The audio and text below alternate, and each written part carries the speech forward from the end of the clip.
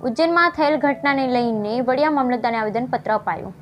વડિયા મામલતદાર office ખાતે આપવામાં આવ્યું આવેદનપત્ર। ઉજ્જૈન ખાતે સરદાર સાહેબની પ્રતિમા સાથે બેરહેમીથી અપમાનિત કર્યા મામલે વિડીયો ભાજપ તેમજ કોંગ્રેસ દ્વારા આપવામાં આવ્યું આવેદન। વડિયા કાવાવ તાલુકાના લોકો પણ જોડાયા આવેદનપત્ર આપવા માટે। આરોપીઓને વધુમાં વધુ આકરી સજા થાય અને જામીન ન મળી શકે તેવું સરકારશ્રીને નિવેદન। Bureau report Raju Kariya, Vadia. લોકો હતા ક્યાં મુદ્દાઓ પર આવેદનપત્ર આપ્યું છે, શું માંગ હતી?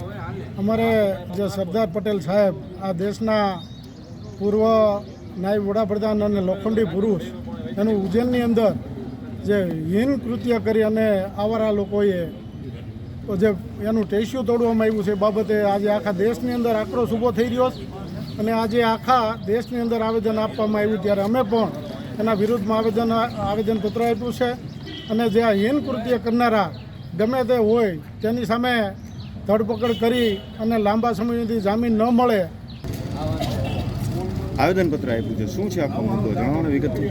મધ્યપ્રદેશની અંદર જે સરદાર સાહેબની પ્રતિમાને ખંડિત કરવામાં આવી છે એના વિરોધમાં આજે કુકાવાવ તાલુકો ભાજપ કોંગ્રેસ બંનેના આગેવાનો અને ગ્રામજનોએ ભેગા મળી સંયુક્તપણે આવેદનપત્ર આપ્યું છે।